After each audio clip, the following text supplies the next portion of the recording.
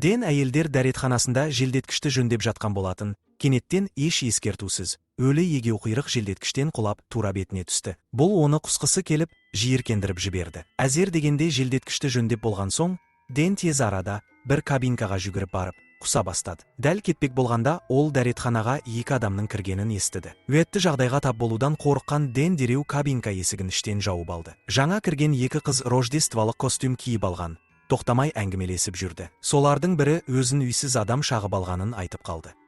Бұл Дэннің қызығушылығын тудырып, ол жасырын қарап қоюға бел буды. Ол көрген нәрсе оны талып қала жаздады. Үйсіз адам шағып алған қыз аяқ астынан зомбиға айналып, қасындағы құрбысын қатыгездікпен шағып алды. Қан жан-жаққа шашырап жатты. Дэн басына бәле тапқанын түсінді. Ол полицияға қоңырау шалмақ болды, бірақ абыржығаннан телефонын унитазға түсіріп алды. Бұл дыбыс зомбидің назарын аударды, ол кабинканың есігін қатты соға бастады. Дэн қорыққаннан үнсіз қалды. Бірақ ол үреймен қарап тұрып, зомбидің есіктің астымен еңбектеп кіріп, шалбарынан тартып алғанын көріп, шошып кетті. Дэн артқа шегініп барып, аяқ астынан аяғы унитаздың қақпағына соғылып, зомби сол сәтте тікелей унитазға құлап, су ағызып жіберілді. Дэн бұл сәтті пайдаланып, көршілес кабинкаға кіріп, қашпақ болды. Алайда дәретханадан шығайын деп жатқанда, ол тағы бір зомбиға тап болды. Әлгі тірі өлік Дэнді көріп, қолындағы қуырдақты тастай салып, оған секіріп ұмтылды. Қатты қорыққан Дэн қол кептіргішті абайсызда іске қосып жіберіп, осы сәтті пайдаланып сыртқа жүгіріп шықты. Бірақ сыртта жағдай одан да жаман еді. Бүкіл жер зомбилерге толып кеткен. Амалы таусылған Дэн қайтадан дәретханаға жүгіріп кіріп, үмітсіздікпен айғай салды. Өйткені ол тек желдеткішті жөндеуге келген еді, ал қазір зомби індетінің ортасында қалып қойған. Енді ол есіктің астынан тағы бір зомби кіріп кетпесін деп, жақын жерден жарнама тақтасын алып, есіктің астын бөгеп тастады. Зомбилер есікті ұра бергенде, Дэн айна арқылы қозғалысын көрсетіп, зомбилердің назарын шатастырып, оларды алдауға тырысты. Біраз айлашарғымен ол ақыры желдеткіштің қақпағын қайта орнатып үлгерді. Сол кезде ол қабырғада орнатылған телефонды байқады. Ол жүгіріп барып, көмек шақырмақ болды, бірақ сол сәтте телефонның әлі де көршілес унитазда жатқанын есіне түсірді. Амалсыз, Дэн жиіркеніп, суланған құрылғысын алып шықты. Тез шайып жіберіп, қауіпсіздік қызметіне қоңырау шалуға тырысты. Бірақ ол бар болғаны бірнеше сөз айтып үлгергенде, телефон су тигеннен істен шығып кетті. Дэннің соңғы үміті де өшіп, ол қатты күйзеліске түсті. Қолынан ештеңе келмейтінін сезініп, жылап жіберуге шақ қалды. Осы сәтте көршілес кабинкадан әлсіз дауыс естілді. Бұл қыздың дауысы еді. Әңгімелесе келе, оның есімі Хизер екенін білді. Ол да сол дәретханада қамалып қалған. Дэн оның жүзін көрмесе де, даусына қарап, оның әдемі екеніне сенді. 30 жыл бойы бойдақ болған ол, көрмеген Хизерге бірден ғашық болып қалды. Ол екеуін бұл тозақтан аман алып шығуға серт берді. Хизердің дауысы Дэннің есін жинап, оны шынайы ойлауға мәжбүр етті. Дэн көршілес кабинкаға өрмелеп шығып, жерде жатқан зомбидің жыртылған киімдерін тапты. Қолының бір саусағын пайдаланып, ұрғыш жасады.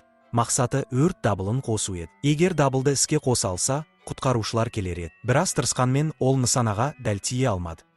Келесі әрекетке дайындалып жатқанда, кенеттен дәретхананың есігі ашылды. Бұл қауіпсіздік қызметкері болатын. Келбетіне қарап, оның өте кәсіби адам екені көрініп тұрды. Сол сәтте Дэн ұшырған зомби саусағы тура қызметкердің аузына кіріп, тамағына тұрып қалды. Қауіпсіздікші тұншығып қалды. Ол енді дем ала алмай жатқанда, зомбилер келіп, оны жан-жақтан жұлып жеп тастады. Соңғы сәттерінде де ол Дэнге алғыс білдіруге тырысты. Бұл қайғылы оқиғаның куәсі болған Дэнді кінә сезімі басып алды, аман қалудың аздаған мүмкіндігін өзі-ақ жойып жібергенін түсінді. Бірақ, бақытына орай, Хизердің жігерлендірген сөздері Дэннің бойына қайтадан күш берді. Ол қайтадан ұрғышты қолына алды, бірақ дірілдеген қолдары нысанадан тағы да мүлт кетіп, атқан заты басқа жаққа ұшып кетті. Алайда тағдырдың тосын сыйы ретінде, ол ұшқан зат бір сатымен соқтығысып, оны жерге құлатып түсірді. Мүмкіндікті жіберіп алғысы келмеген Дэн тез арада сатымен өрмелеп, раковинаның үстіне шықты да, саймандар салынған жәшікті қолға түсірді. Дәл сол сәтте ол аз да болса жеңіске жеткенін сезініп тұрғанда, саты сырғып кетті де, құрал жабдық ішіндегі балға раковинаға түсіп кетті. Қатты абыржыған Дэн қайтадан қауіпсіздікке, яғни кабинкаға кіріп үлгерді. Бірақ ол қанша тырысса да, алған заты түкке тұрмайтын аздаған ақша ғана еді. Осы кезде балғаны жақын маңдағы зомби қолына түсіріп, оны әйнекті сындыру үшін қатты соға бастады. Бұл хаосты бақылап отырған Дэннің кенеттен ойына жарқын идея келді. Ол зомбилерді мазақтап, оларды кабинка есігіне қарай алдауға тырысты. Дәл өзі ойлағандай, зомби бұл айлаға алданып, балғаны алып есікті ұра бастады. Бір сәтте балға есікке қыстырылып қалған кезде, Дэн оны тартып алып үлгерді. Сәттілік енді өзіне бұрылғандай көрінгенімен, бұл сезім ұзаққа созылмады. Кенеттен зомбилердің бірі Дэннің қолын тістеп алды. Өзін өлімге қиып қойған ол қатты жылап, үмітсіздікке берілді.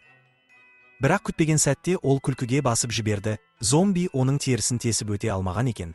Себебі зомби тіс протезімен жүрген. Бұл жаңа үміт сыйлап, Дэн өзін тағы да ажалдан аман қалғандай сезінді.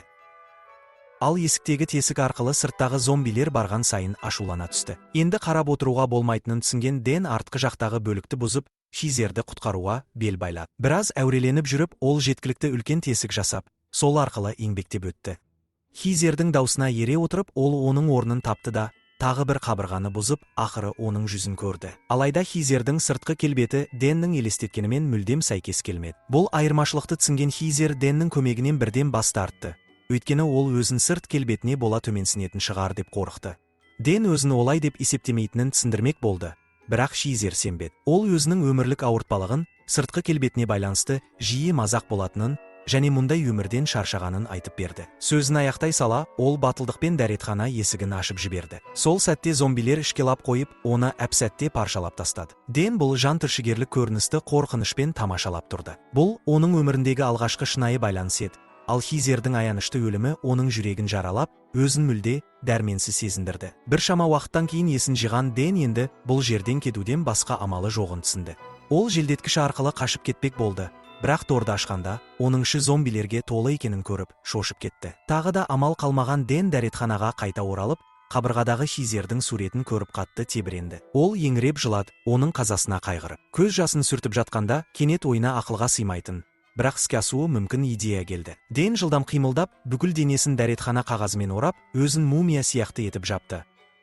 Бұл арқылы ол зомбилердің арасында көзге түспей, араларынан өтіп кетуді ойлады. Жақсылап жасырынып, батылдық жинаған Дэн дәретханадан жүгіріп шықты. Ғажап болғаны, оның туалет қағазынан жасаған киімі шын мәнінде жұмыс істеді. Зомбилер оны байқамай, ол еш кедергісіз өтіп кетті. Қараңғы, тыныш дәлізбен жүріп отырып, ол лифтіге жетті. Мәңгілікке созылғандай болған сәттен кейін, Дэн ақыры ғимараттың бірінші қабатына аман есен жетті.